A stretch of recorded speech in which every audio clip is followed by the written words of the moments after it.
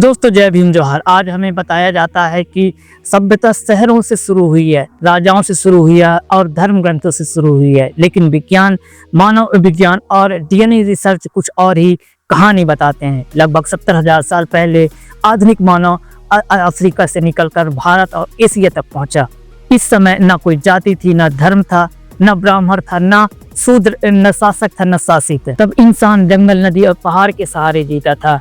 आज जिसे हम आदिवासी कहते हैं वही उस मानव सभ्यता की जीवित कड़ी है। लेकिन विडंबना देखिए, जो सबसे पुराने हैं उन्हें सबसे पिछड़ा कहा जाने लग गया है। दोस्तों आदिवासी होना कोई पहचान पत्र नहीं, आदिवासी होना एक जीवन दर्शन है। आदिवासियत का मतलब प्रकृति को संसाधन नहीं, सजीव सत्ता मानना, जंगल को मुनाफा नहीं मां मानना, जमीन को संपत्ति नहीं पूर्वजों की विरासत मानना। आदिवासी समाज ने कभी यह नहीं कहा जंगल मेरा है, हमने कहा जंगल हमारा जीवन है। यही कारण है कि आज जब दुनिया जलवायु संकट से जूझता है तो समाधान उसी आदिवासी ज्ञान में छुपा है जिसे सदियों से असभ्य कहा गया। दोस्तों भारतीय संविधान कहता है अनुच्छेद 365-25 जो समुदाय को ऐतिहासिक रूप से भौगोलिक अलगाव, विशिष्ट सांस्कृतिक और शोषण का शिकार रहा, वह अनुसूचित जनजाति है। यह कोई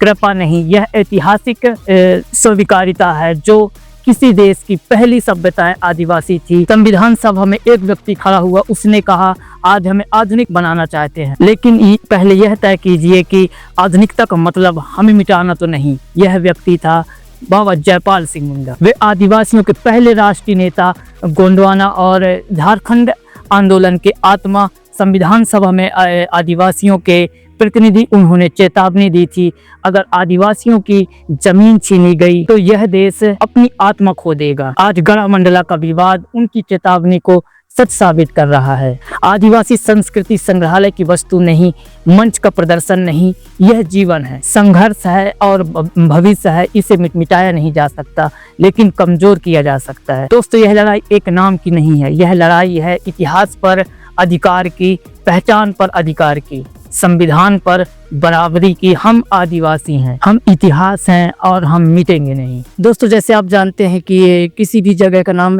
बदलने की ट्रेंड चल रही है, क्योंकि अभी अपने गढ़ा मंडला का नाम बदलकर महेशमती किया जा रहा है, जो कि आदिवासी समाज की सभ्यता, संस्कृति, उनके इतिहास को नजरअंदाज करके ये नाम बदला जा रहा। ऐसा इसलिए क्योंकि वो काल्पनिक जो हिंदू धर्म की जो संस्कृत की किताबें हैं वहाँ से लिया गया है।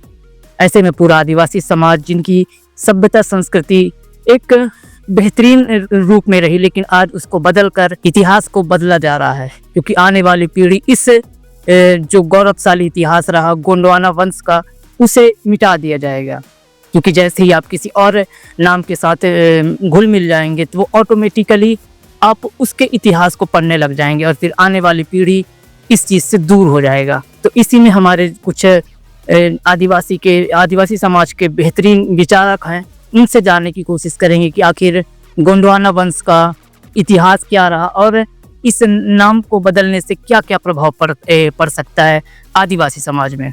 जी सुभान जी, इस पे आप अपना विचार रखिए। अगर आपको लग रहा है कि नहीं, जैसे इतिहास को मिटाने की एक कोशिश हो रही है, क्योंकि नाम बदलना सिर्फ नाम बदलना नहीं है, ये इतिहास के साथ छेड़छाड़ है। तो आप इस पर क्या कहना चाहेंगे? अगर आप इससे अपने नजरिए से थोड़ा इस पे प्रकाश डालिए। सर मैं तो आज सुन रहा हूँ कि आज न्यूज में कि आज गढ़ मंडला को बदलकर महेशवती रख रहे हैं नाम। उसके ये हमारे पुराने धरोहर और दादा पर दादाओं के नाम रखा गया गढ़ है, हमारे संस्कृति है, वो हमारे जल जंगल जमीन का जो देवी देवताओं का स्थान है, पूर्वजों के बनाया हुआ, वो आज हमारे नाम चेंज करने पर बहुत हमारे आदिवासी समाज को दुख है। और इसके विषय में मैं ये कहना चाहता हूँ कि हमारे जो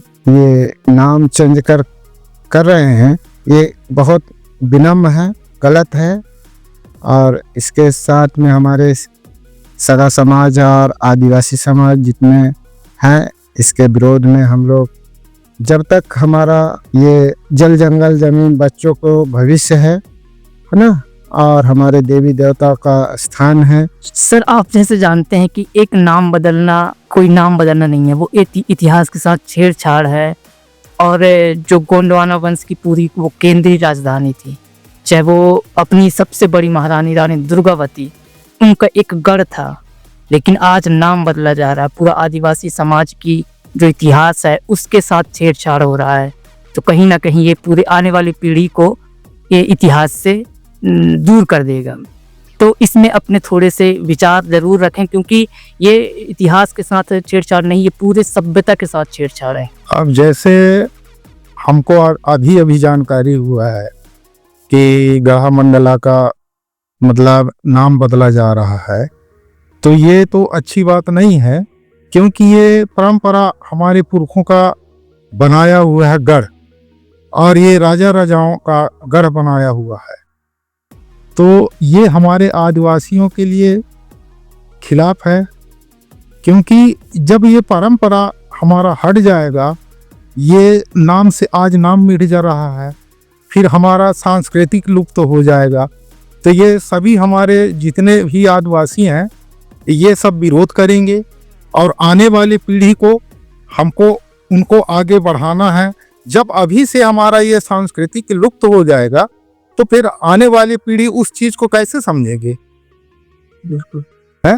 तो हमारा कहने का मतलब ये है कि उसको हमारे जंगल जमीन जो गढ़ है उसको हमको बचाना है, किसी तरह से उसको नाम चेंज नहीं करने देना है। अब इतना से मैं ज़्यादा नहीं बोल पाऊंगा। जी जी दोस्तों, जैसे आप जानते हैं कि वहाँ महारानी जो सबसे बड़ी नायिका रही, उनका एक केंद्रीय राजधानी था। वहाँ एक केंद्रीय राजधानी होने के साथ साथ पूरी संस्कृति वहाँ पनपती रही, लेकिन उस संस्कृति को ताक में रखकर आदिवासी समाज के साथ एक जो इतिहास के साथ छेड़छाड़ हो रहा है, वो आने वाली पीढ़ी को एक अंधकार में इतिहास में डुबोने की कोशिश हो रही है। क्योंकि आप काल्पनिक दुनिया के जितने भी ग्रंथों से नाम उठाकर रख देंगे, कहीं ना कहीं वो जो एक्चुअल इतिहास है उसको उससे दूर हो जाएंगे। इसलिए बहुत ज़रूरी है कि आप अपनी आवाज़ प्रमुखता से रखें, ताकि आदिवासी समाज अपनी खोई हुई विरासत को फिर से पुनर्जीवित कर सके। सर मैं आपसे जो इतिहास को लेकर है, अगर आप प्रकाश डालना चाहें, क्योंकि रानी दुर्गावती आप भी जानते हैं कि महिलाओं को लेकर आदिवासी समाज में एक बेहतरीन वो रहा है, उनको एकता रहा है उनके साथ, क्योंकि महिलाओं के साथ कभी डिस्क्रिमिनेशन का भाव हमारे आदिवासी समाज में नहीं था। लेकिन समय के साथ वो किसी और धर्म के धार्मिक परंपराओं को मानने लग गए, तो उसकी जितनी रूढ़िवादी प्रक्रियाएं थी, व्यवस्थाएं थी, उसको भी मानने लग गए। तो आज भी महिलाओं के साथ हम उसके साथ डिस्क्रिमिनेशन करने लग गए। तो इसलिए मैं थोड़ी से आदिवासी समाज के जो प्रति महिलाओं की सोच थी उसके विषय में जानना चाहूँगा। अब ये जैसे रानी दुर्गावती परंपरा से जो पुरखों से चलाया हुआ है, और वो वीरांगना रानी दुर्गावती थी, जैसे महिलाओं के लिए जो सिस्टम था वो सिस्टम को लेके चले हैं, और महिलाओं को हमेशा सहयोग दिए हैं, और एक वीर बहादुर के साथ उन्होंने काम किए हैं, और आने वाले पीढ़ी के लिए बहुत बचाव किए हैं, ताकि हमारा आने वाले पीढ़ी या महिलाएं या बच्चे के लिए कोई किसी प्रकार का यानी ताड़ना ना हो। उन्होंने ऐसा काम किए हैं, और जैसे बड़े बड़े लड़ाइयों से पार करके उन्होंने अपनी योगदान आगे ला सके हैं। और सावित्री फूले बाई ये भी पढ़ाई के मामले में महिलाओं के लिए उन्होंने एक क्या शिक्षा दी है, नहीं आज वो शिक्षा हमको न मिल पाते, न महिलाओं को, न हमारे बच्चों को, तो हम ये कहाँ स्वतंत्र हो जाते। उन्हीं के लिए सब संभव नहीं हो पाता, क्योंकि माता सावित्री बाई फुले उस टाइम पे पूरे ब्राह्मणी परंपरा से लड़ाई की थी, जब महिलाओं को बाहर निकलने तक किया जाता है। हमको तो इतिहास में ये भी जानकारी हुआ है कि जब उस ब्राह्मण ठाकुरों के बस्ती होती हुई जब जाती रही स्कूल, तो उन्होंने ये जैसे माटी हो गोबर हो गए उनको ऊपर मारते थे, और जब ये जानकारी हुआ कि मेरे साथ इस तरह दुर्व्यवहार माने ये कर रहे हैं, तो ये अच्छी बात नहीं है। तो एक जब दूसरे दिन फिर वो जब गए चलने लगी हैं, तो फिर वो एक साड़ी बैग में लेके चलती थी, फिर वहां जाके बदलती थी, तब जाके बच्चों को शिक्षा देते थे सर। हाँ, इतना विडम्बना आदिवासियों के साथ करते थे, है ना। ऐसा हमने सुना है, देखे तो नहीं है, पर ये सुनी, इतिहास बता रहा है कि ऐसा ऐसा हम लोगों के साथ करते थे। जी सर, मुझे लगता है कि महिलाओं को एक इक्वल रिप्रेजेंटेशन हमको देना पड़ेगा, जिसमें आदिवासी समाज महिलाओं को लेकर एक बेहतर विचार रखते थे। लेकिन समय के साथ जब आप किसी और की व्यवस्था को मानने लग जाएंगे, तो ये स्वाभाविक सी बात है कि कहीं ना कहीं आप उसकी जितनी भी धार्मिक परंपराएं हैं उसको भी मानने लग जाएंगे। तो सर, मुझे हालांकि मेरा आज का जो विषय था वो गढ़मंडला को लेकर था, क्योंकि आप भी जानते हैं गढ़मंडला एक ऐतिहासिक रूप से आदिवासियों की धरोहर है। अगर आप उसका नाम बदलते हैं तो कहीं ना कहीं आप इतिहास के साथ छेड़छाड़ के साथ साथ पूरी उस व्यवस्था को खत्म करने की और एक ब्राह्मणीकरण करने की प्रक्रिया को जोर दे रहे हैं। क्योंकि वहाँ अगर उसकी उस परंपरा नाम बदलेंगे तो कहीं ना कहीं आप इतिहास साथ छेड़छाड़ करेंगे, लेकिन वर्तमान को भी छेड़छाड़ करेंगे। अरे आने वाले वर्तमान को भी छेड़छाड़ करेंगे कि उसको भाई लुप्त कर देंगे। वो जो जैसे आने वाले पीढ़ियों को माने उनकी जानकारी ना हो ना, ऐसा वो छेड़छाड़ कर रहे हैं। बिल्कुल अपने रीति रिवाज, सांस्कृतिक ये सब लुप्त करना चाहते हैं, नाम निशान मिटाना चाहते हैं, ऐसा कर रहे हैं जी।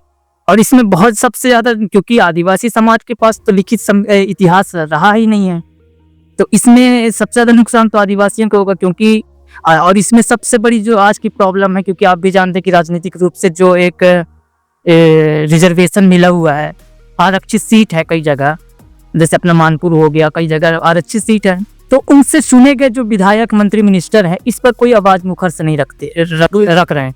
इसकी वजह क्या हो सकती है? वजह क्या है? सब उनके उसमें दबे हुए हैं राजनीति में। अगर हम ज्यादा बोलते हैं तो हमको मतलब चुनाव न मिलेगा, हमको पद से हटा देंगे। हमारा समाज ये सोच में पड़े हैं। कहीं भी अगर मीटिंग होता है, या दिल्ली हो या भोपाल हो, तो जितने भी हमारे समाज के हैं नेता, मिनिस्टर, विधायक, ये पीछे की ओर बैठते हैं, सामना कर ही नहीं सकते हैं उनके आगे, है? कि कम से कम हम आवाज उठाएं अपने अधिकार के लिए, है? समाज के लिए, तो ये कभी उठाते ही नहीं है, ऐसा है। और इसमें जो मंत्री मिनिस्टर है वो कहीं ना कहीं संविधान के साथ धोखा कर रहे हैं। बाबा साहब के जो संघर्ष थे, चाहे वो बाबा जयपाल मुंडा के संघर्ष है, उनके साथ वो धूमिल करने की कोशिश कर रहे हैं उनके संघर्षों को। तो ऐसा अपने आदिवासी जितने नेता हैं, विधायक हैं, उनको आवाज उठाना चाहिए हमारे समाज के लिए, बच्चों के लिए, ताकि हमारे जो आने वाली पीढ़ी है वो आगे बढ़ सके। तो ऐसा हमारा जो आदिवासी नेता, मिनिस्टर है, ये सोच रखते नहीं है कि हमारा समाज आगे बढ़े और उन्नत करे, व्यापार करे, ये नहीं चाहते। दोस्तों, ये हकीकत है कि कोई भी, जितने भी आदिवासियों के रिप्रेजेंटेटिव है जो आरक्षित सीट से चुनकर जाते हैं, वो गढ़मंडला के ऊपर अपने विचार खुलकर नहीं रख पा रहे हैं। ऐसा इसलिए भी है क्योंकि आप किसी और के व्यवस्थाओं के साथ मिलकर उसके साथ उस व्यवस्था को मानने लग गए हैं। और जब आपके सामने आपके इतिहास को कुचला जा रहा है, आपके इतिहास को दबाने की कोशिश हो रही है, तो आप आवाज़ नहीं उठा पाते। इसलिए बहुत ज़रूरी है कि आपके लोग सही तरीके से चुनकर जाए, जो आपके मुद्दों की बात करें, जो आपके साथ इतिहास में छेड़छाड़ हो रही है वर्तमान में, उस पर बात करें, आपके जल जंगल जमीन को प्रोटेक्ट करने की बात करें। अदरवाइज आपकी जो आने वाली पीढ़ियां हैं वो इस व्यवस्था से दूर हो जाएंगी। इसलिए बहुत ज़रूरी है कि आप अपने संवैधानिक हक हुकूकों को जाने, हक अधिकारों को जाने, तभी एक बेहतर समाज की स्थापना हो सकती है। अदरवाइज आदिवासी समाज आज भी अंधकारमय दुनिया में डूबा हुआ है। दोस्तों, आपको कैसा ये लगा वीडियो, कमेंट बॉक्स के जरिए अपने विचार दें जरूर, क्योंकि ऐसे में जो हमारा गढ़मंडला है वो उसका नाम बदल दिया जाएगा और हम हाथ में हाथ धरे बैठे रह जाएंगे। इसलिए बहुत ज़रूरी है आप अपने विचार कमेंट बॉक्स के जरिए रखें। वीडियो को हर प्लेटफॉर्म में शेयर करें, चाहे वो जो भी सोशल मीडिया का प्लेटफॉर्म है उसमें शेयर करें, और हमारे चैनल मनी से शेयर को जरूर सब्सक्राइब करें। आपसे फिर मुलाकात होगी ऐसी किसी अन्य सामाजिक मुद्दों के साथ। आपका बहुत बहुत धन्यवाद। सेवा जोहार।